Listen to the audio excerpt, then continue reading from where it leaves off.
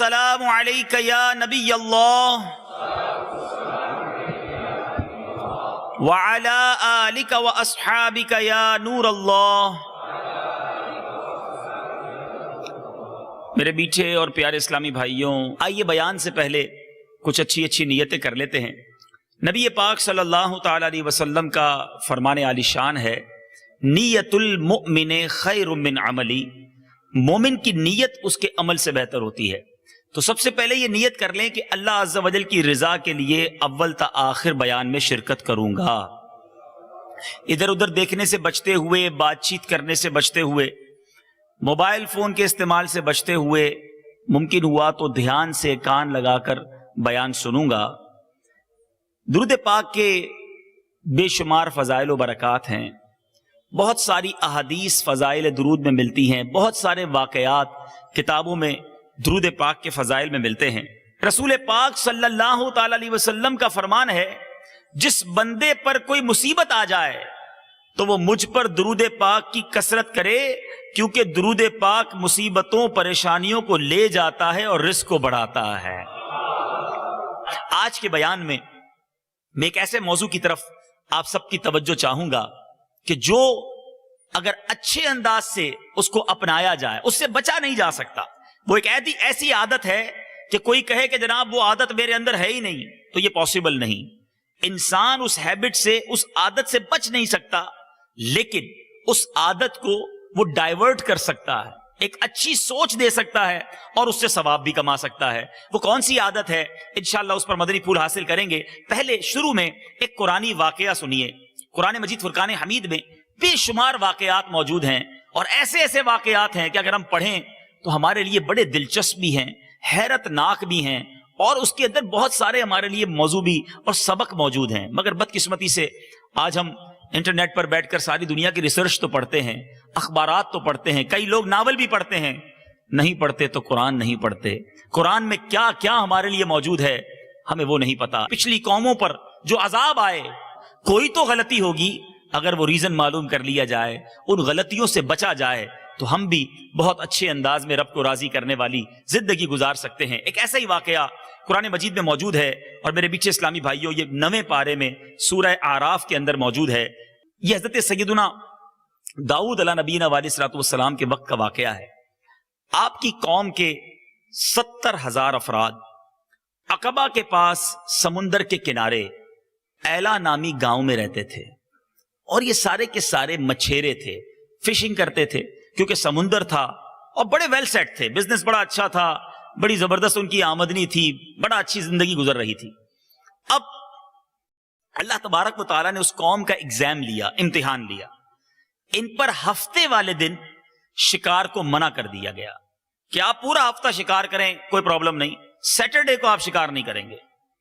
اچھا، امتحان اور زیادہ جس کو کہیں کہ مشکل ہو گیا کہ عام دنوں کی نسبت ہفتے والے دن مچھلیاں زیادہ آتی تھیں۔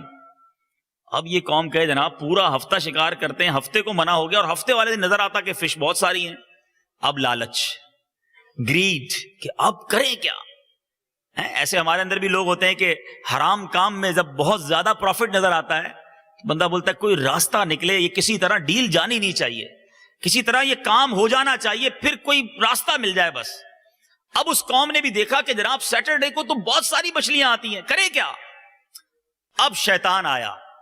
دیکھیں، شیطان نے آ کر اس قوم کو ایک ہیلا سجھایا کہ ایسا کرو کہ چند حوض بنا لو، چھوٹے چھوٹے پاٹس بنا لو، اور چھوٹی چھوٹی نالیاں بنا کر عام دنوں میں پانی یہاں لے لیا کرو، اور ہفتے کے دن اس کو بند کر دیا کرو، اور اتوار والے دن اس حوض میں سے شکار کر لینا۔ یعنی ہیلا سجایا کہ مچھلیاں ساری تمہارے پاٹس میں آ جائیں گی، حوض میں آ جائیں گی، ہاں اس حوض سے تم اتوار والے دن مچھلی نکال لینا۔ گویا کان ادھر سے نہیں ادھر سے پکڑوایا اس نے، حالانکہ دیکھا جائے تو شکار ہی تھا۔ پاٹس کے اندر، چھوٹے حوض کے اندر اگر آپ مچھلیوں کو بند کر رہے ہیں تو یہ ایک طرح سے شکار ہی تھا، لیکن اس قوم نے یہ ہیلا مان لیا شیطان کا، اور اس نے جناب یہ کرنا شروع کر دیا۔ میسج ہے ان لوگوں کے لیے جو سود کا نام انٹرسٹ کہہ کر، پروفٹ کہہ کر، منافع کہہ کر یا کوئی بھی ایسا نام دے کر حرام کو حلال کرنے کی کوشش کرتے ہیں اور سمجھتے جناب یہ راؤنڈ اباؤٹ گھومنے سے چیز ٹھیک ہو گئی ہے. شیطان نے ان لوگوں کو یہی ہیلا سجایا کہ ایسا کرو، چھوٹے سے پوٹس بناؤ، وہاں پانی لے لو، حوض بند کر لو، پیر والے دن اتوار والے دن مچھلیاں لے لینا، مچھلیاں تو قابو میں آ جائیں گی نا. انہوں نے کرنا شروع کر دیا. اب حضرت داؤد علیہ نبینا علیہ الصلوۃ والسلام کی قوم کے افراد میں 2-3 گروہ بن گئے. کچھ نے کہا یہ تم حرام کر رہے ہو، اللہ نے منع فرمایا ہفتے کو شکار نہیں کر سکتے، ہم تم سے کوئی تعلق نہیں رکھیں گے. کچھ لوگ خاموش رہے، نہ ان کا ساتھ دیا نہ انہیں کرٹیسائز کیا. اور تقریباً یہ 12,000 لوگ تھے کہ میرے میٹھے اور پیارے اسلامی بھائیوں جو اس کام میں مشغول ہو گئے. حضرت داؤد علیہ الصلوۃ والسلام جب تشریف لائے آپ کو بڑا جلال آیا. اچھا اس قوم نے کام کیا کیا کہ جو وہ 12,000 لوگ تھے آپس میں ایک دیوار کھڑی کر لی. کہا تم الگ ہم الگ، ہم تمہارے ساتھ نہیں رہیں گے، تم حرام کما رہے ہو، ہمارا تم سے کوئی تعلق نہیں. بیچ میں ایک دیوار کھڑی کر دی گئی. اب 12,000 لوگ اس طرف ہو گئے، باقی لوگ اس طرف ہو گئے. حضرت داؤد علیہ الصلوۃ والسلام جب تشریف لائے اور انہوں نے آ کر جب دیکھا کہ یہ قوم اللہ کی بات نہیں مان رہی اور ہفتے کو شکار کر رہے ہیں، آپ نے اس قوم پر لعنت فرمائی. اب میرے میٹھے اور پیارے اسلامی بھائیوں اس کا اثر یہ ہوا کہ ایک دن ایسا آیا کہ ان 12,000 لوگوں میں سے کوئی بھی شخص اس دیوار سے اس طرف نہ آیا. یہ لوگ حیران ہو گئے کہ آج پورے دن میں کوئی بھی نہیں آیا. اب جب ان لوگوں نے دیوار پر چڑھ کر وہاں دیکھا تو میرے میٹھے اور پیارے اسلامی بھائیوں وہ ساری کی ساری قوم بندر بن چکی تھی. 12,000 افراد وہ سارے کے سارے دھتکارے ہوئے بندر بن گئے. اب وہ 12,000 لوگ جب بندر بنے، کیونکہ آپس میں رشتہ داریاں تھی، اب وہ لوگ یہاں آتے اور آ کر انہوں نے اپنے قوم کے لوگوں کو تو پہچان لیا. کوئی کزن تھا، کوئی چچا تھا، کوئی ماموں تھا، ان کو پہچانتے تھے وہ بندر. لیکن یہ لوگ نہیں پہچانتے تھے کہ یہ بندر کون ہے، میرا کون سا رشتہ دار ہے. آ کر وہ روتے رہے، کپڑے سونگتے رہے، 3 دن تک زندہ رہے. مگر 3 دن کے بعد وہ 12,000 کے 12,000 افراد وہ دنیا سے چلے گئے. قرآن کا یہ واقعہ اے میرے میٹھے اسلامی بھائیوں بعد والوں کے لیے زبردست عبرت ہے. بدقسمتی یہ ہے ہم پڑھتے نہیں، ہم قرآن کو سمجھتے نہیں. قرآن میں ایسے ایسے واقعات موجود ہیں کہ پڑھے تو پتا چلے کہ جو غلطیاں آج ہم کر رہے ہیں وہ غلطیاں پچھلی قومیں کر گئیں اور ان غلطیوں کی بنا پر سزائیں بھگت چکی. اگر آج مجھ پر اور آپ پر عذاب نہیں آ رہا، نبی پاک علیہ الصلوۃ والسلام کے فیضان سے ہم پر عذاب نہیں آ رہا، لیکن کوئی ایک دن تو ہوگا نا جس دن جواب دینا پڑے گا، جس دن سوال ہوگا. اے میرے میٹھے اور پیارے اسلامی بھائیوں ذرا غور کیجئے اس واقعے سے میسج کیا ملتا ہے کہ کبھی بھی اللہ کی ناراضی والے کام کی طرف نہیں جانا چاہیے. اور خاص طور پہ جب روزی کا معاملہ ہو، رزق کا معاملہ ہو، اس میں حرام کی طرف نہیں جانا. آج مسلمان حلال کو چھوڑ کر حرام کی طرف بڑی تیزی کے ساتھ جا رہا ہے، اور اس کے پیچھے ایک جو وجہ ہے وہ ہے لالچ، ہرس، گریڈ. اس کی بنا پر کہ بہت زیادہ جمع ہو جائے اور بس جلدی جلدی میں سمیٹ لوں. آج میرے میٹھے اور پیارے اسلامی بھائیوں آپ نے ایک قرآنی واقعہ سنا کہ لالچ کی بنا پر اس قوم نے اپنے نبی کی بات نہ مانی، یہ قوم کے افراد بندر بن گئے. آج میں اور آپ بھی لالچ میں مبتلا ہے.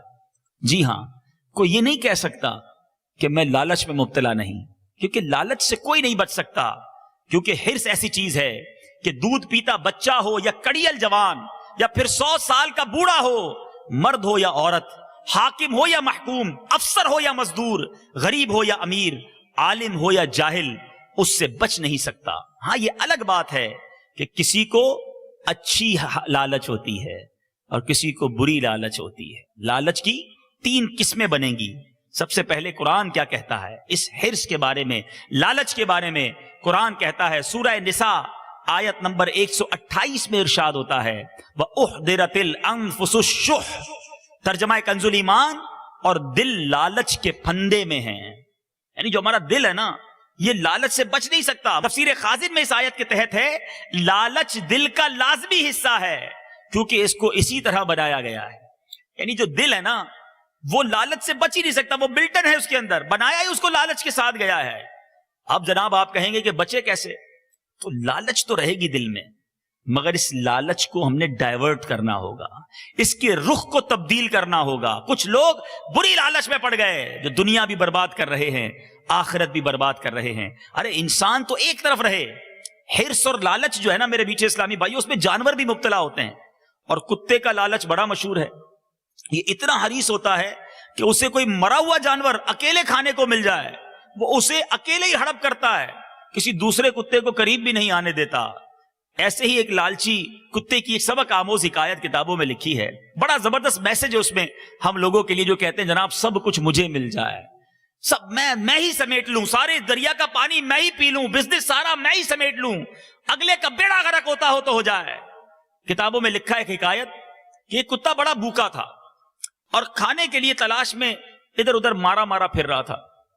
اچانک اس کو ایک ہڈی ملی, اس نے منہ میں اس کو دبایا اور ایک نہر کے کنارے کنارے چلنے لگا. اب نہر کے کنارے چلنے لگا تو اس کی نظر نہر میں پڑی.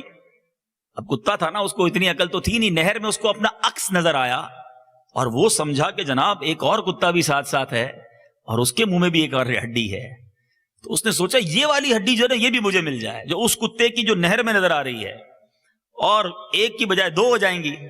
اب اس نے کیا کیا کہ اس کتے کو ڈرانے کے لیے بھونکنا شروع کیا کہ میں بھونکوں گا یہ بھاگ جائے گا اور ہڈی میں لے لوں گا, پتہ نہیں تھا میرا ہی عکس ہے.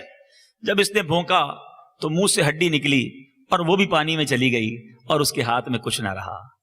آج یہ میسج ہے ہمارے لیے, جو لوگ چاہتے ہیں کہ دوسروں کا چھن کر میرے پاس آ جائے, کسی طرح اور انکریز ہو جائے, چاہے کوئی بھی راستہ اختیار کرنا پڑے, چاہے وہ جائز ہو چاہے وہ ناجائز ہو, یہ ان سب کے لیے میسج ہے کہ لالچ بری بلا ہے. جو ہم سنتے ہیں نا وہ یہ والی لالچ ہے جس میں انسان اللہ کی ناراضی اختیار کرتا ہے. ایک لالچ بہت اچھی ہے, جی ہاں, ایک لالچ اللہ کو بڑی پسند ہے. اے کاش اللہ تعالیٰ ہمیں وہ لالچ, وہ حرص عطا کر دے جو اس کی بارگاہ میں محمود ہے, اور اس کے وہ حریص بندے جو اسے راضی کرنے کی فکر میں رہتے ہیں. ان کی حرص کیا ہوتی ہے؟ ایک حرص ہوتی ہے محمود, اچھی لالچ, اچھی حرص, اور وہ کیا ہے؟ نیکیوں کی حرص, عبادت کی حرص, تلاوت کی حرص. لالچ ہے درود پاک پڑھنے کی, لالچ ہے اللہ کے ذکر کرنے کی, لالچ ہے حرمین طیبین بار بار جانے کی. اگر یہ تمام کام اللہ کی رضا کے لیے ہو رہے ہیں, بہترین لالچ ہے. اے میرے میٹھے اور پیارے اسلامی بھائیوں, ہمیں اچھی کاموں کی لالچ کیسے کرنی چاہیے؟ نبی پاک علیہ الصلوۃ والسلام کا فرمان ہے, میرے آقا فرماتے ہیں احرس, حرص کرو, لالچ کرو. نبی پاک فرما رہے ہیں کس کی؟ علی ما ینفعک واستعن باللہ ولا تعجز, یعنی اس پر حرص کرو جو تمہیں نفع دے اور اللہ سے مدد مانگو, عاجز نہ ہو. ہمارے اسلاف نے بھی تو یہ حدیثیں سنی تھی, دیکھو کیسی حرص تھی, کیسی تمنا تھی. آج لوگ کہتے ہیں جناب لائف بہت تھوڑی ہے, جلدی جلدی کام کرنا چاہیے, جلدی جلدی دنیا بہتر کر لو, جتنا انجوائے کرنا ہے کر لو, ہم دنیا سے چلے جائیں گے. ایک مینٹل لیول تو یہ ہے, ہمارے اسلاف کا مینٹل لیول کیا تھا؟ وہ بھی یہ کہتے تھے وقت تھوڑا ہے, دنیا تھوڑی ہے, اس میں جلدی جلدی نیکیاں کر لو تاکہ جنت کی ابدی نعمتوں کو حاصل کر لیں. میرے پیارے اسلامی بھائیوں, تمام انبیاء کے بعد سب سے افضل ہستی سیدنا ابو بکر صدیق ہیں, قطعی جنتی ہیں. مگر لالچ کیسی تھی, حرص کیسی تھی, عبادت کا شوق کیسا تھا. ایک بار نبی پاک علیہ الصلوۃ والسلام نے صحابہ کرام کی موجودگی میں اعلان کیا, آج تم میں سے کس نے روزہ رکھا ہے؟ سیدنا ابو بکر صدیق رضی اللہ عنہ عرض کرتے ہیں یا رسول اللہ میں نے روزہ رکھا ہے. چلیں ٹھیک ہے جناب. پھر پوچھا پیارے آقا علیہ الصلوۃ والسلام نے, آج تم میں سے کس نے جنازے میں شرکت کی ہے؟ سیدنا ابو بکر صدیق عرض کرتے ہیں آقا آج میں نے جنازے میں بھی شرکت کی ہے. ارشاد فرماتے اچھا یہ بتاؤ آج تم میں سے کس نے مسکین کو کھانا کھلایا ہے؟ صدیق اکبر عرض کرتے ہیں یا رسول اللہ آج میں نے مسکین کو کھانا بھی کھلایا ہے. چوتھا اناؤنسمنٹ صحابہ کرام کے سامنے, ارشاد فرماتے ہیں آج تم میں کس نے مریض کی عیادت کی ہے؟ صدیق اکبر عرض کرتے ہیں آقا میں نے آج مریض کی بھی عیادت کی ہے. سرکار دو عالم صلی اللہ تعالی علیہ وسلم نے ارشاد فرمایا جس کسی میں یہ خصلتیں جمع ہو جائیں وہ جنت میں داخل ہوگا. یہ ایٹیٹیوڈ تھا صحابہ کا. ایک ہی دن میں کتنے نیک کام ڈھونڈ ڈھونڈ کر کرنے ہیں. ہم بھی شیڈیول بناتے ہیں صبح واٹ ٹو ڈو, موبائل میں الارم, اپنے کمپیوٹر میں, بڑے لوگ ہوں تو سیکرٹری کو کہتے ہیں بتانا کل مجھے یہ کام کرنے ہیں.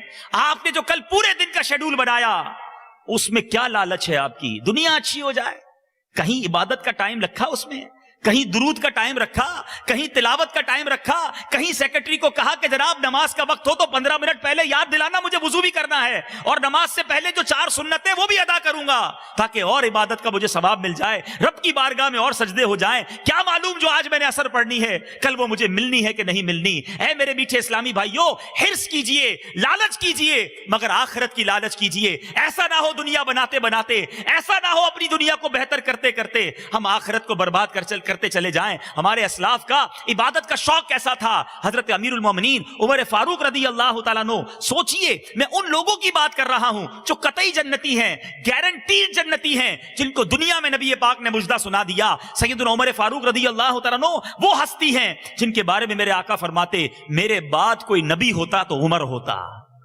عمر جس گلی سے گزر جائے اس گلی سے شیطان نہیں گزرتا. اس قدر بڑا اسٹیٹس ہے, مگر پھر بھی عبادت کا جذبہ. ارے ہم تو گناہگار ہیں, ہمیں زیادہ عبادتیں کرنی چاہیے. وہ عبادت گزار اللہ تبارک و تعالیٰ کے مقبول بندے. آپ پر جب حملہ ہوا, قاتلانہ حملہ ہوا, نیزے سے آپ کو زخمی کیا گیا, تو حضرت سیدنا عمر رضی اللہ تعالیٰ عنہ کی خدمت میں حضرت ابن عباس حاضر ہوئے. ان پر کپڑا ڈالا ہوا تھا. ہم نے کہا کہ یہ ان کو بے ہوشی سے اٹھانا ہے, یہ نماز کے نام پر جتنی جلدی اٹھیں گے کسی اور چیز کے نام سے نہیں اٹھیں گے. اس زخمی حالت میں کہتے ہم نے عرض کی یا امیر المومنین نماز صلاح. امیر المومنین رضی اللہ تعالیٰ عنہ اٹھے اور فرمایا اللہ عز و جل کی قسم جو نماز ترک کرے اس کا اسلام میں کوئی حصہ نہیں. اس آخری سانسوں میں سیدنا امیر المومنین حضرت عمر فاروق رضی اللہ تعالیٰ عنہ نے نماز ادا کی. اے صحابہ کے اپنے آپ کو نوکر کہنے والوں, اے صحابہ کرام سے محبت کا دعویٰ کرنے والوں, ہمارے صحابہ آخری سانسوں میں زخمی حالت میں نماز پڑھیں. آج ہم پنکھے چل رہے ہوں, ایئر کنڈیشن چل رہے ہوں, ہم نماز کے وقت کھڑے نہیں ہوتے. یہ کیسی صحابہ کرام سے محبت ہے. ارے ایسا نہ ہو یہ غفلت بھری زندگی ہمارے ہاتھوں سے چلی جائے. یاد رکھو یہ نا زندگی ہے نا, یہ برف ہے. میرے اور آپ کے ہاتھ میں گویا ایک برف کا بلاک دے دیا گیا ہے. کسی کے ہاتھ میں 30 سال کا ہوگا, کسی کے ہاتھ میں 40 سال کا ہوگا, کسی کے ہاتھ میں 50 سال کا ہوگا, اور یہ کبھی بھی پگھل جائے گا. پگھل رہا ہے ڈیلی, مگر مجھے نہیں پتا کہ آج اس برف پگھلنے کا آخری دن تو نہیں. کیا معلوم کل کی صبح میری زندگی میں نہ ہو. ارے اچانک ہمارے سامنے لوگ چلے جاتے ہیں, آپ کہتے ہیں, خود ہی کہتے ہیں ارے کل تو ہمارے ساتھ تھا, ہم نے ساتھ کھانا کھایا تھا. اے میرے میٹھے اسلامی بھائیوں سوچئے اگر اسی طرح ہماری زندگی کا چراغ بھی گل ہو گیا تو ہم کہاں جائیں گے. ہم نے تیاری کتنی کی ہے. ہمارے اسلاف کے ایسے ایسے واقعات میرے پاس موجود ہیں. سیدنا صفوان بن سلیم رضی اللہ تعالیٰ عنہ, آپ کے بارے میں آتا ہے کہ آپ کی پنڈلیاں نماز میں زیادہ کھڑے ہونے کی وجہ سے سوج گئی تھی. آپ اس قدر کثرت سے عبادت کیا کرتے کہ آپ کو اگر کوئی کہہ دیتا کہ کل قیامت ہے تو آپ اپنی عبادت میں کچھ اضافہ نہ کر سکتے. یعنی اتنا زبردست شیڈیول پہلے ہی بنا ہوا تھا, اب اس میں کوئی سپیس نہیں تھی کہ قیامت کے لیے کچھ ایکسٹرا عبادت کر لیں. آپ کے بارے میں آتا ہے, دیکھیں اے ملتان میں رہنے والوں, آپ کے یہاں بڑی گرمی پڑتی ہے, اور آج کل گرمی کے دن ہیں تو یہ بات ذرا جلدی سمجھ آ جائے گی. لائٹیں بھی کم ہوتی ہیں گرمی میں. ہم کہاں سوتے ہیں؟ کوشش کرتے ہیں چھت پہ لوگ سوتے ہیں تاکہ لائٹ نہ بھی ہو تو ہوا چلتی رہے, نیند آ جائے. سردی میں کہاں سوتے ہیں؟ کمرے کے اندر جا کے سوتے ہیں تاکہ سردی جو ہے اس سے بچا ہو جائے. حضرت صفوان بن سلیم کے بارے میں آتا کہ آپ سردی کے دنوں میں کھلے آسمان تلے سوتے تھے اور گرمی کے دنوں میں بند کمرے میں سوتے. اس کی وجہ یہ تھی کہ سردی کی وجہ سے زیادہ نیند نہ آئے, زیادہ رات کا وقت اللہ کی عبادت میں گزار لوں. کمرے میں گرمی میں اس لیے سوتے کہ گرمی میری نیند سے اٹھا دے, تھوڑی نیند کر لوں اور باقی رات رب کی عبادت میں گزار لوں. اور ایک ہم ہیں کہ بڑے آرام دہ کمروں میں ہوتے ہوئے جب فجر کے وقت مؤذن اذان کی آواز لگاتا ہے حی علی الفلاح حی علی الصلاح, ہم اوندھے منہ ہو کر سو جاتے ہیں. لوگ کہتے ہیں نماز میں آنکھ نہیں کھلتی. میں آپ سے سوال کرنا چاہتا ہوں, جس دن آپ کی صبح 6 بجے کی فلائٹ ہو کیسے آنکھ کھلتی ہے؟ کتنے الارم رکھتے ہیں؟ ٹرین ہو کسی کی 7 بجے کی, 2 پڑوسیوں کو بھی کہہ کر سوتے ہیں دیکھو اٹھا دینا ٹرین نہ چلی جائے. جس کو صبح 7 بجے جاب پہ پہنچنا ہے, پتہ ہے لیٹ جاؤں گا تو کٹوتی ہو جانی ہے, وہ اپنی والدہ کو گھر والوں کو کہہ کے سوتا ہے 6:30 بجے اٹھا دینا, کسی طرح بھی جاب پہ ٹائم پہ پہنچنا ہے. جاب امپورٹنٹ ہے, ٹرین امپورٹنٹ ہے, فلائٹ امپورٹنٹ ہے, ہمارے لیے نماز امپورٹنٹ نہیں ہے. ہم نماز ضائع کرتے تھے. ہنستے ہنستے لوگ کہتے ہیں بس جناب 4 نمازیں پڑھتا ہوں. شرم نہیں آتی کہتے ہوئے کہ میں فجر ضائع کر رہا ہوں, قضا کر رہا ہوں. کبیرہ گناہوں میں سے گناہ کہا گیا نماز کو قضا کرنا. جس کو لالچ ہوتی, جس کو حرص ہوتی کہ یہ تھوڑی سی دنیا میں اپنی آخرت بہتر کر لوں, وہ کبھی نماز قضا نہ کرتا. وہ تو ڈھونڈتا اور عبادت کے موقع. حضرت سیدنا اکرمہ رضی اللہ تعالیٰ عنہ سے بروی ہے, قیامت کے دن ایک شخص اپنے باپ کے پاس آ کر کہے گا, آج والد بھی بیٹھے ہوں گے, بچے بھی بیٹھے ہوں گے, کتنا پیار کرتا ہے ہمارا والد ہم سے. باپ وہ شخصیت ہے جو بیٹے کے لیے اپنی بھوک برداشت کر کے بیٹے کا پیٹ بھرتا ہے, ڈبل نوکریاں کر کے بیٹے کی خوشی پوری کرتے ہیں. مگر سنو, قیامت کے دن بیٹا اپنے باپ کے پاس جا کر کہے گا, ابو جان کیا میں آپ کا فرما بردار نہ تھا؟ باپ سے عرض کرے گا, کیا میں آپ سے محبت کا سلوک نہ کرتا تھا؟ کیا میں آپ کے ساتھ بھلائی نہ کرتا تھا؟ والد صاحب ذرا دیکھیے آج میں کیسی مصیبت میں گرفتار ہوں, مجھے اپنی نیکیوں میں سے صرف ایک نیکی دے دیجیے. سنو, ایک نیکی مانگے گا بیٹا والد سے, یا کہتا ہے حضور میرے ایک گناہ کا بوجھ اٹھا لیجیے. وہ والد جو بیٹے کی تکلیف پر تڑپ جاتا ہے, قیامت کے دن اپنے بیٹے کو جواب دے گا, میرے بیٹے تو نے مجھ سے وہ چیز مانگی ہے, وہ آسان تو ہے لیکن میں بھی اسی چیز سے ڈر رہا ہوں جس سے تم ڈر رہے ہو. اس کے بعد بیٹے سے باپ بات کرے گا, اپنے احسانات یاد دلائے گا, بیٹے میں نے تیرے لیے تو کیا کیا کیا تھا, کتنی تکلیفیں اٹھائی تھی, تجھے پال پوس کر بڑا کیا. وہ والد کہے گا کہ بیٹا تم مجھے ایک نیکی دے دو, یا میرے ایک گناہ کا بوجھ میرا بیٹا اٹھا لو. بیٹا کہے گا کہ آپ نے بہت تھوڑی چیز کا سوال کیا ہے ابو, لیکن مجھے اسی بات کا خوف ہے جس کا آپ کو ڈر ہے. گویا نہ بیٹا باپ کو ایک نیکی دے گا, نہ باپ بیٹے کو ایک نیکی دے گا. ارے جب اتنی امپورٹنٹ ہے ایک نیکی تو کیوں نہیں کر لیتے ابھی, کیوں نہیں لالچ کر کے ابھی زیادہ نیکیاں کما لیتے؟ وہاں ایک ایک نیکی کو انسان ترسے گا. اور آج نیکیاں کرنے کا موقع ہے تو ہمارے پاس ٹائم نہیں. اس دن کے لیے جمع کرو جس دن ایک ایک نیکی کی حاجت ہوگی. کرو لالچ, یہ دنیا کی نہیں بلکہ اپنی جنت حاصل کرنے کی, اپنی قبر کو جنت کا باغ بنانے کی لالچ کیجئے. اے میرے میٹھے اور پیارے اسلامی بھائیوں, حضرت جنید بغدادی آپ نے بڑا نام سنا ہوگا. آپ کی نزا کا وقت آ گیا, last moment of the life. لوگوں نے دیکھا کہ آپ تلاوت کر رہے ہیں. لوگوں نے پوچھا آپ کا آخری وقت ہے, سکرات کا عالم ہے, آپ ابھی بھی تلاوت کر رہے ہیں. فرمایا میرا نامہ اعمال لپیٹا جا رہا ہے, میں چاہ رہا ہوں جلدی جلدی اس میں اور اضافہ کر لوں. وہ نہیں ہوتا سمیٹتا انسان, یار دکان بند ہو رہی ہے تھوڑا اور سمیٹ لوں. ان لوگوں کو یہ نیت ہوتی تھی, اور تھوڑا اور, تھوڑی اور عبادت, تھوڑی اور تلاوت, تھوڑی اور نیکی, کہ جب جاؤں تو اور زیادہ سے زیادہ اچھے اعمال لے کر جاؤں. کیا میرا اور آپ کا یہ ذہن ہے؟ اے میرے میٹھے اسلامی بھائیوں, خدا را ہم دیکھیں ہمیں کن چیزوں کی لالچ ہو گئی. آج ہم اس چیز کے پیچھے بھاگ رہے ہیں. میرے بزرگ بیٹھے ہیں, اس بات کو ہم سب سمجھتے ہیں. دانے دانے پہ لکھا ہے کھانے والے کا نام. جو میرے اور آپ کے رزق لکھا ہے نا, وہ مل کر رہے گا. یاد رہے, یہ بٹھا لے دماغ میں, جو میرے نصیب میں ہے وہ کوئی چھین نہیں سکتا, اور جو میرے نصیب میں نہیں وہ کوئی دے نہیں سکتا. جو لکھا ہے وہ مجھے مل کر رہے گا. ارے جو گارنٹیڈ ہے ہم اس کے پیچھے صبح سے شام تک پاگل ہیں, اور جو مغفرت گارنٹیڈ نہیں, جو جنت گارنٹیڈ نہیں, اس کی فکر ہمیں نہیں ہے. کچھ لوگ بڑی تکلیف میں یہاں جیتے ہیں, کاروبار نہیں چلتا, پرابلمز بہت ساری ہیں. سنو, اللہ کی رضا پہ راضی رہنا. قیامت کے دن کے بارے میں ایک بڑی بڑی جس کو کہنا سبق آموز حدیث پاک, مسلم شریف کی حدیث ہے. نبی پاک صاحب لولاک صلی اللہ تعالی علیہ وسلم کا فرمان باکرینہ ہے, قیامت کے دن اس دوزخی کو لایا جائے گا جسے دنیا میں سب سے زیادہ نعمتیں ملی. سنو, جو دوسروں کی نعمتیں دیکھ کر کہتے ہو یار اتنا بزنس, اتنا کام, دیکھو تو صحیح وہ کتنا خوشحال ہے. ارے پہلے یہ تو دیکھو کہ رب اس سے راضی ہے کہ نہیں. نہ دیکھو, ایسی نعمتیں دیکھ کر اپنے آپ کو کمزور فیل نہیں کرنا چاہیے. کیوں؟ سنو, میرے آقا فرماتے ہیں ایک ایسے شخص کو لایا جائے گا جس کو بہت ساری نعمتیں دی ہوں گی, اور پھر اس کو جہنم کا ایک جھونکا دے کر پوچھا جائے گا, اے ابن آدم کیا تو نے دنیا میں کوئی بھلائی بھی دیکھی تھی, کوئی تجھے نعمت بھی ملی؟ وہ کہے گا خدا کی قسم مجھے کوئی نعمت نہیں ملی. سب بھول جائے گا, ایک جھونکا اتنا شدید ہوگا. اور میرے وہ اسلامی بھائی جو پریشان ہیں, جو مصیبت زدہ ہیں, جو غریب ہیں, جو مصیبتوں کے بار تلے دبے ہیں، شکوہ مت کرنا، شکایت مت کرنا، صبر کرنا، تھوڑی لائف ہے، گزر جانی ہے۔ آقا علیہ الصلوۃ والسلام فرماتے ہیں ایک شخص کو لایا جائے گا جو سب سے زیادہ تکلیف میں رہا ہوگا، دنیا میں بڑا پرابلم میں رہا ہوگا، اسے جنت کی ہوا کا ایک جھونکا دکھایا جائے گا، جسٹ جھونکا، اور پھر پوچھا جائے گا اے انسان کیا تو نے کبھی کوئی تکلیف دیکھی تھی؟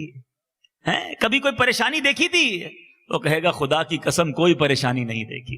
وہ جنت کی ہوا کا جھونکا ایسا ہوگا، وہ اس کے سارے دکھ بھلا دے گا۔ Now it's up to you, ابھی آپ پر ہے کہ کیسی لائف گزارنی ہے۔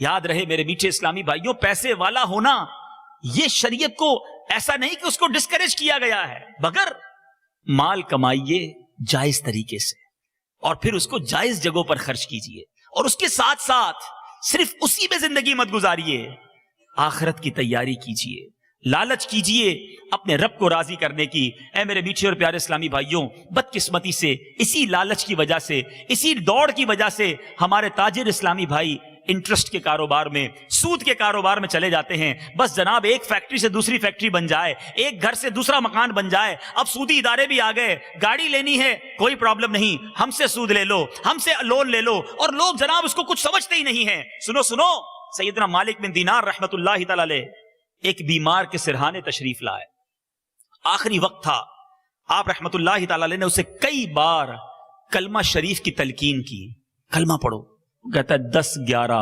10-11، آپ کہتے کلمہ پڑھو، وہ جواب میں کہتا 10-11 10-11۔ اس کو پوچھا تم کلمہ کیوں نہیں پڑھتے؟ کہتا ہے میرے سامنے آگ کا پہاڑ ہے، میں جب بھی کلمہ پڑھنے کی کوشش کرتا ہوں یہ آگ مجھے جلانے کو آ جاتی ہے۔ پھر آپ نے لوگوں سے پوچھا یہ کیا کام کرتا تھا؟ لوگوں نے بتایا یہ سود خور تھا اور کم تولا کرتا تھا۔ اے ملاوٹ کر کے، کم تول کر، ڈنڈی مار کر، سود کا کام کر کے کاروبار کرنے والوں، پیسے تھوڑے بڑھ جائیں گے لیکن اگر رب ناراض ہو گیا کدھر جائیں گے؟ قرآن مجید فرقان حمید میں ان کم ناپ تول والوں کے بارے میں قرآن کہتا ہے، چنانچہ سورہ بنی اسرائیل 15ویں پارے کی آیت نمبر 35 میں ارشاد ہوتا ہے وَأَوْفُوا الْكَيْلَ إِذَا كِلْتُمْ وَزِنُوا بِالْقِسْطَاسِ الْمُسْتَقِيمِ ذَلِكَ خَيْرٌ وَأَحْسَنُ تَأْوِيلًا۔ ترجمہ کنزُ ایمان، اور ماپو تو پورا ماپو، اور ماپو تو پورا ماپو، اور برابر ترازو سے تولو، یہ بہتر ہے اور اس کا انجام اچھا۔ کبھی بھی ناپ تول میں کمی نہیں کرنی چاہیے۔ بالکل اسی طرح جو سود کا کاروبار کرتے ہیں، سنو نبی پاک علیہ الصلوۃ والسلام فرماتے ہیں، ابن ماجہ کی حدیث ہے، سود 70 گناہوں کا مجموعہ ہے، اور ان میں سب سے ہلکا یہ ہے کہ آدمی اپنی ماں سے بدکاری کرے۔ کوئی امیجن کر سکتا ہے، کوئی سوچ سکتا ہے اس فعل کو؟ مگر یہ کتنی خطرناک اگزامپل ہے کہ اس کا ہلکا درجہ یہ ہے کہ کوئی اپنی ماں کے ساتھ بدکاری کرے۔ پھر بھی کہتے ہیں جناب چلتا ہے، مارکیٹ کے ساتھ رہنا ہے، کاروبار بھی تو چلانا ہے، نہیں کریں گے تو کیسے چلے گا؟ نبی پاک صلی اللہ تعالی علیہ وسلم کا فرمان عالی شان، آپ نے سود کھانے والے، سود کھلانے والے، سود لکھنے والے اور سود کے دونوں گواہوں پر لعنت فرمائی کہ یہ سب گناہ میں برابر ہیں، خدا را چھوڑ دو، یہ لالچ ختم کر دو۔ سود کا کام کرنے والے کو اللہ سے جنگ کرنے والا کہا گیا۔ ارے کوئی اللہ سے جنگ کر کے بھی جیتا ہے، بربادی مقدر ہوگی، ہر چیز بک جاتی ہے۔ میرے پاس ایسی ایسی خبریں موجود ہیں، پچھلے دنوں کچھ اخباری رپورٹس میں آپ کو بتاتا ہوں، مرکز الاولیاء لاہور میں آپ کے ملتان روڈ کے رہائشی ایک رکشہ ڈرائیور نے سودی قرض ادا نہ کرنے کی وجہ سے اپنی بیوی اور 3 بچوں کے ساتھ زہر کھا کر خودکشی کر لی۔ ایک اور شخص کے بارے میں آتا ہے کہ جس نے ایک لاہور کا ایک رہائشی، کپڑے کی فیکٹری تھی، اس نے سود خوروں سے 1 کروڑ روپے قرض لیا، اس نے 3 کروڑ واپس کر دیے سود کی مد میں، مگر وہ کروڑ روپیہ ویسے کا ویسے ہی باقی رہا۔ آخر کار رقم ادا نہ کر سکا، فیکٹری بھی بک گئی، گھر بھی بک گئی، اب وہ بیچارہ کراچی کے اندر ملازمت کر رہا ہے اور اس کے بچے مفلسی کی زندگی گزار رہے ہیں۔ ایسی مثالیں آپ کے بھی اطراف میں ہوں گی۔ سود کے جو عمارت بنتی ہے وہ بربادی مقدر ہوتی ہے۔ یہ کیوں ہم جاتے ہیں اس طرف؟ کیوں نہیں سوچتے کہ رب کو ناراض کر کے اگر تھوڑے سکے بنا بھی لیے، ہمارا بننا کیا ہے؟ آج ایک بہت بڑی پرابلم، چونکہ بزنس کمیونٹی کے لوگ بیٹھے ہیں، میں آپ سے گزارش کروں گا، دیکھیں اسلام کو پھیلانے میں بہت بڑا کردار بزنس کمیونٹی نے کیا ہے۔ سیدنا عمر فاروق رضی اللہ تعالیٰ عنہ ایک بڑے معزز شخص تھے. آپ آئے, سردار قبیلے کے آئے, معزز آئے, اسلام کو تقویت ملی. مگر عثمان غنی رضی اللہ تعالیٰ عنہ بہت بڑے بزنس مین, حضرت عبد الرحمن بن عوف رضی اللہ تعالیٰ عنہ بہت بریلینٹ بزنس مین تھے. آپ اسلام لائے اور آپ کے آنے کے بعد اسلام کو بڑا سپورٹ ملا. اس کے بعد عرب قافلے جب بیرون ملک گئے, اگر آپ فار ایسٹ جائیں, سنگاپور جائیں, ملائیشیا جائیں, انڈونیشیا جائیں, یہ کنٹریز کیسے مسلمان ہوئیں؟ اگر اس کی ہسٹری پڑھیں تو وہاں صحابہ نہیں پہنچے تھے, عرب بزنس مین پہنچے اور اونلی فار بزنس گئے تھے. وہ کوئی تبلیغی قافلہ نہیں تھا, کوئی نیکی کی دعوت دینے لیے نہیں گئے تھے, مگر ان کا ایٹیٹیوڈ ایسا تھا, ان کا بیہیویئر ایسا تھا. وہ بزنس بھی کرتے گئے, لوگ متاثر ہوتے گئے, کلمہ پڑھ کے مسلمان ہوتے گئے, پورے کنٹری کانٹیننٹ مسلمان ہو گئے. اے میرے آج کے تاجروں, میں آپ سے سوال کرتا ہوں, کیا ہم سے کوئی کاروبار کرے گا تو مسلمان ہو جائے گا؟ سنو, ایک مرتبہ حضرت سیدنا ابن عباس رضی اللہ تعالیٰ عنہ کی خدمت میں ایک شخص حاضر ہوا. عرض کی, حضور ہم لوگ بہت سے لوگ حج کرنے آئے ہیں, صفا اور مروہ کے درمیان ہمارے ایک دوست کا انتقال ہو گیا ہے. اے مدینۃ العلیہ ملتان میں موجود عاشقان رسول, آپ نے سنا ہوگا جو حج کرنے جائے اور وہاں مر جائے تو قیامت تک حج کرنے والوں کا ثواب ملتا ہے. حاجی سفر حج میں مرے اتنا خوش نصیب, مگر سنو یہ کیسا حاجی تھا اور مرا بھی کدھر؟ صفا مروہ کے درمیان. کہتے حضور ہمارے ایک دوست کا صفا مروہ کے درمیان انتقال ہو گیا ہے. ہم نے غسل کی, تدفین کے لیے جب قبر میں لے گئے تو حیران ہو گئے کہ قبر کے اندر بہت بڑا اژدہا موجود ہے. ہم نے اسے چھوڑ کر دوسری قبر کھودی, وہاں بھی اژدہا موجود, تیسری قبر کھودی, وہاں بھی سانپ موجود. ہم کیا کریں حضور, ہم اس میت کو وہی چھوڑ آئے ہیں, آپ سے مسئلہ پوچھنے آئے ہیں. حضرت ابن عباس نے کہا وہ اژدہا اس کا برا عمل ہے جو وہ دنیا میں کیا کرتا تھا. تم جاؤ اور ان 3 قبروں میں سے کسی ایک میں سے دفن کر دو, کیونکہ ساری دنیا میں قبریں کھود ڈالو گے, اس کا عذاب اس سے دور نہ ہوگا. اب میرے میٹھے اسلامی بھائیوں, اژدہوں کے ساتھ, سانپوں کے ساتھ اس کی تدفین کر دی گئی. اب جب وہ قافلہ واپس گھر پہنچا, گاؤں شہر پہنچا, اس کی زوجہ سے پوچھا تمہارا شوہر ایسا کون سا گناہ کرتا تھا, حج کے سفر میں مرنے کے باوجود سانپوں کے درمیان دفنا کر آئے ہیں؟ تو اس کی زوجہ کیا کہتی ہے, میرا شوہر غلے کا تاجر تھا, وہ غلے میں ملاوٹ کیا کرتا تھا, روزانہ گھر والوں کی ضرورت کے مطابق گندم نکال لیتا اور اتنی مقدار میں جو جو کا بھوسا گندم میں ملا دیتا, یہ اس کا روز کا معمول تھا. لگتا ہے اسی گناہ کی اسے سزا ملی. اے اناج میں ملاوٹ کرنے والوں, اے دوائیوں میں ملاوٹ کرنے والوں, اے میرے میٹھے اور پیارے اسلامی بھائیوں, جو کام آپ کرتے ہیں, بی مال کو اے کہہ کر بیچنے والوں, ڈیفیکٹو مال کو اچھا کہہ کر عیب چھپا کر بیچنے والوں, مسلمانوں کو دھوکہ دینے والوں, سنو, مال تو بک جائے گا مگر قیامت کے دن اگر پکڑے گئے تو کدھر جائیں گے؟ نہ کریں ایسا. بلکہ اب تو لرزہ یہ طاری ہوتا ہے کہ سنا ہے, مجھے کسی نے بتایا پچھلے دنوں کوئی ایسا اسکینڈل پکڑا گیا کہ بلڈ کے اندر جو خون لگایا جاتا ہے مریض کو, اس خون کے اندر ملاوٹ کی جاتی ہے. اللہ اللہ, مرنا نہیں, اللہ کو جواب دینا نہیں, یہ چند سکوں کی خاطر انسان کو مار دیتے ہو. توبہ کیجئے. آج میرے بزنس مین یہاں موجود ہیں, اگر آپ سب ایک ہو جاؤ اور نیت کر لو کہ سچا کاروبار کریں گے, اچھا کاروبار کریں گے, دھوکہ نہیں دیں گے. ارے اللہ تعالیٰ رزاق ہے. میرے وہ بھائی جو کبھی سوچتے بھی ہیں, ایسے بیانات ہوتے ہیں تو ڈبل مائنڈڈ ہو جاتے ہیں کہ بات تو ٹھیک ہو رہی ہے لیکن اگر سب چھوڑ دوں گا تو بزنس کیسے چلے گا؟ جناب بہت ساری چیزیں ڈیپینڈیبل ہیں میرے اس کام پر. میں آپ سب سے ایک سوال کرنا چاہتا ہوں کہ اگر آپ اللہ کو ناراض کر کے کام کر رہے ہیں اور وہ روزی دے رہا ہے, کیا آپ جب وہ ناراضی والا کام چھوڑ دیں گے تو وہ روزی بند کر دے گا؟ ارے وہ غیب کے دروازے کھولے گا, وہ اور عطا فرمائے گا, وہ برکتیں عطا فرمائے گا. اصل پرابلم یہ ہے میرے میٹھے اسلامی بھائیوں, ہم نے برکت کا کانسیپٹ کیا سمجھ لیا ہے. ہم سمجھتے ہیں برکت جو ہے وہ کوانٹٹی میں ہے, جس کے پاس بہت زیادہ ہے اس کو بڑی برکت ہے. یہ ہمارا مسکنسیپشن ہے. یاد رکھیں, برکت کا دار و مدار کوانٹٹی پر نہیں, برکت کا دار و مدار کوالٹی پر ہے. ایک شخص ہے, اس کے پاس کروڑوں روپے ہیں, بڑے ملازم ہیں, بڑا بنگلہ ہے, بڑی گاڑیاں ہیں, مگر سکون نہیں ہے. گھر میں پرابلم ہے, بیماریاں پیچھا نہیں چھوڑتی, ہر وقت یہ ٹینشن ہے کہیں میں اغوا نہ ہو جاؤں, کہیں پیسے برباد نہ ہو جائیں, ہمارا مال نہ ڈوب جائے. اگر وہ حرام کماتا ہے تو سوچے یہ پیسہ کس کام کا, تمہارے پاس سکون نہیں.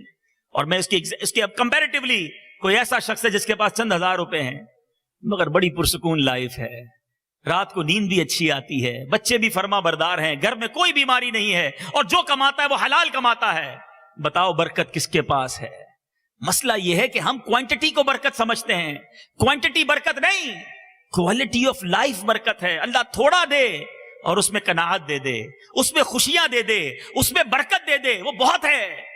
اس دوڑ میں نہ جاؤ کہ میں نمبر 1 ہو جاؤں، میں جناب اتنا بڑا بزنس مین ہو جاؤں، میرا جناب یہ اسٹیٹس ہو جائے. اے میرے میٹھے اور پیارے اسلامی بھائیوں، لالچ کرنی ہے مگر اچھی والی لالچ کرنی ہے، نیکیوں کی لالچ کرنی ہے. دنیا تھوڑی ہے، زندگی تھوڑی ہے. اس تھوڑی زندگی میں جتنا گیدر کر سکتے ہیں، جتنا جمع کر سکتے ہیں، آخرت کے لیے جمع کر لیجئے، کیونکہ جو آپ یہاں جمع کر رہے ہیں وہی آخرت میں لے جائیں گے. اے میرے میٹھے اور پیارے اسلامی بھائیوں، نبی پاک علیہ الصلوۃ والسلام نے فرمایا، اے وہ تاجروں جو حلال کماتے ہو، سنو، میرے آقا مدینے والے مصطفیٰ صلی اللہ تعالی علیہ وسلم فرماتے ہیں، جو شخص اس لیے حلال کمائی کرتا ہے کہ سوال سے بچے، اہل و عیال کے لیے کچھ حاصل کرے، اور پڑوسی کے ساتھ حسن سلوک کرے، تو وہ قیامت میں اس طرح آئے گا کہ اس کا چہرہ 14ویں کے چاند کی طرح چمکتا ہوگا. بزنس مین کو بڑا انکریج کیا گیا. ایک اور جگہ سیدنا سعد بن ابی وقاص رضی اللہ تعالیٰ عنہ نے نبی پاک علیہ الصلوۃ والسلام سے ایک سوال کیا، یا رسول اللہ صلی اللہ تعالی علیہ وسلم، دعا کر دیجئے کہ میں مستجاب الدعوات بن جاؤں. کتنی پیاری التجا ہے. ہم سب چاہتے ہیں. مستجاب الدعوات کس کو کہتے ہیں؟ جو دعا مانگے وہ دعا قبول ہو جائے. نبی پاک علیہ الصلوۃ والسلام نے بڑا مختصر اور بڑا جامع جواب ارشاد فرمایا، اے سعد، اپنی غذا کو پاکیزہ کر لو، مستجاب الدعوات بن جاؤ گے. بس غذا پاکیزہ ہو، ہم جو کھائیں، جو بچوں کو کھلائیں، وہ حلال ہو، پاکیزہ ہو، پھر دعا بھی قبول ہونا شروع ہو جاتی ہے. اور اس کے برعکس کئی لوگ ملتے ہیں، کہتے ہیں دعائیں قبول نہیں ہوتی. ایک بار حضرت موسیٰ علیہ نبینا علیہ الصلوۃ والسلام نے ایک شخص کو دیکھا. آپ نے دیکھا کہ وہ رو رہا ہے، گر گڑا رہا ہے، اللہ کی بارگاہ میں دعائیں مانگ رہا ہے. حضرت موسیٰ علیہ الصلوۃ والسلام نے عرض کی، مولا اس کی دعا قبول کر لے، تیرا بندہ رو رہا ہے. ارشاد فرمایا، اے موسیٰ، یہ اتنا روئے کہ روتے روتے مر جائے، اتنے ہاتھ اٹھائے کہ اس کے ہاتھ آسمان کو چھو لیں. اے موسیٰ، اس کی دعا میں نے قبول نہیں کرنی. کہ مولا وجہ کیا ہے؟ ارشاد فرمایا، اے موسیٰ، یہ دعا تو کر رہا ہے مگر یہ کھاتا حرام ہے، اس کے گھر میں حرام ہے، اس کا لباس حرام ہے، کیسے دعائیں قبول ہوں گی؟ خدا را ابھی نیت کرنی ہے. اگر کوئی بری عادت ساتھ لگ گئی ہے، کچھ لوگوں کو شراب پینے کی عادت لگ جاتی ہے، کچھ لوگوں کو بے حیائی کے کام کرنے کی عادت لگ جاتی ہے، کچھ لوگوں کو جھوٹ بولنے کی عادت لگ جاتی ہے، کچھ لوگ کسی اور برے کام میں لگ جاتے ہیں. میرا کوئی بھی بھائی یہاں موجود ہے، میرے پاس بہت سارا مواد موجود ہے، چونکہ لیکن اب وقت کافی ہو گیا، کہ شراب پینا کتنا برا کام، اللہ اور اس کے رسول کی لعنت فرمائی گئی. یہ گندی بےہودہ شراب کے قریب بھی نہ جاؤ. ارے اللہ نے جنتیوں کے لیے شراب طہور تیار کر رکھی ہے، ہم وہاں پیئیں گے نا شراب، رب کی طرف سے عطا کردہ شراب. اس گندی شراب کے پاس نہ جائیں. جو برائی کے اڈوں کی طرف جاتا ہے، جو بے حیائی کے کام کی طرف جاتا ہے، سارے ان کاموں کو آج چھوڑنا ہے. قناعت کی دولت اپنا لیجئے. اگر کسی وجہ سے نہیں ہے روزی اتنی جتنی آپ چاہتے ہیں، کوئی بات نہیں، ٹینشن نہ لیں، اللہ کی رضا پر راضی رہے، لالچ نہ کریں. کیونکہ نبی پاک علیہ الصلوۃ والسلام کا فرمان کیسا ہے، اگر تم اللہ عز و جل پر ایسا توکل کرو جیسا کہ اس پر توکل کرنے کا حق ہے، تو تم کو ایسے رزق دے جیسے پرندوں کو دیتا ہے. وہ پرندے صبح کو بھوکے جاتے ہیں اور شام کو شکم سیر ہو کر واپس لوٹتے ہیں. ارے پرندوں کا توکل دیکھو، پھر بھی ہمیں فکر رہتی ہے کل کیا ہوگا، پرسوں کیا ہوگا، 1 سال بعد کیا ہوگا، 5 سال بعد کیا ہوگا، اتنی ٹینشن. کچھ کام اللہ پر چھوڑ دو، جس نے پیدا کیا ہے وہی عطا فرمائے گا. آج یہاں تک بھی اسی نے پہنچایا ہے نا، اگلے کام بھی وہی سیدھے کرے گا. ہم اس کی ٹینشن کریں جس کا بار گارنٹی نہیں ہے.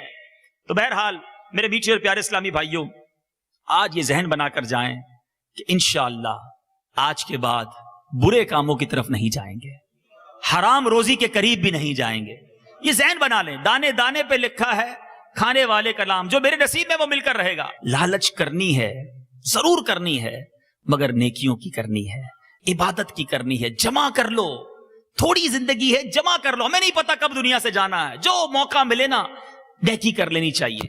درود پڑھنے کا موقع ملا، درود پڑھ لیجئے. تھوڑا ٹائم ہے، گندا کہتے ہیں تھوڑا سا فارغ ہوں، اس فارغ وقت کو یوٹیلائز کریں، تھوڑا ذکر کر لیں.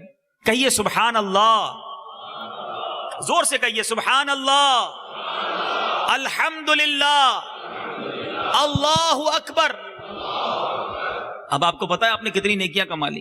حدیث پاک کے مفہوم کے مطابق جو ایک بار سبحان اللہ کہے جنت میں ایک درخت لگا دیا جاتا ہے. ایک بار الحمدللہ کہے اس کے لیے جنت میں درخت لگا دیا جاتا ہے.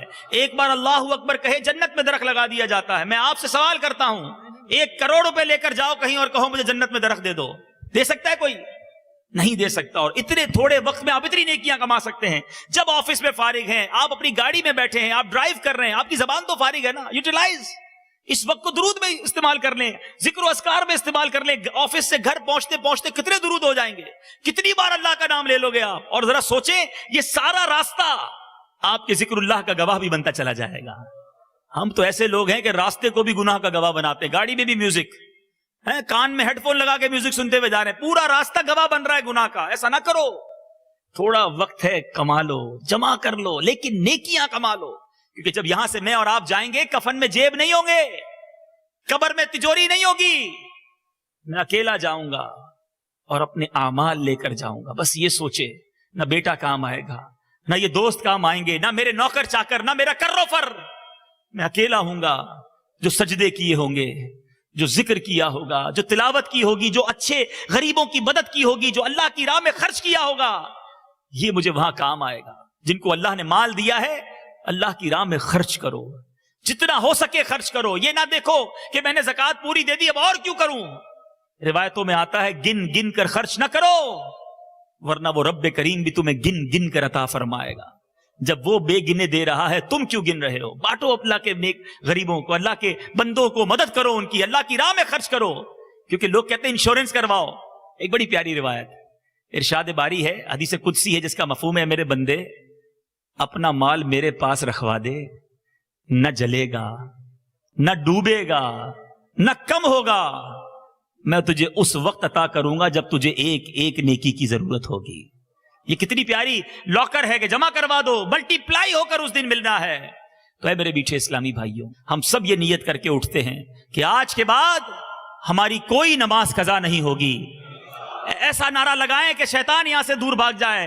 آج کے بعد ہماری کوئی نماز قضا نہیں ہوگی, فلمیں ڈرامے نہیں دیکھیں گے, گانے باجے نہیں سنیں گے, حرام روزی کے قریب بھی نہیں جائیں گے, اور اب باقی زندگی نبی پاک کی سنتوں کے مطابق گزاریں گے. اللہ تعالیٰ سے دعا ہے رب کریم ہم سب کو اپنی اس توبہ پر استقامت عطا فرمائے اور بری زندگی سے ہم سب کو نجات عطا فرمائے. صلو علی الحبیب. ویڈیو دیکھنے کا شکریہ.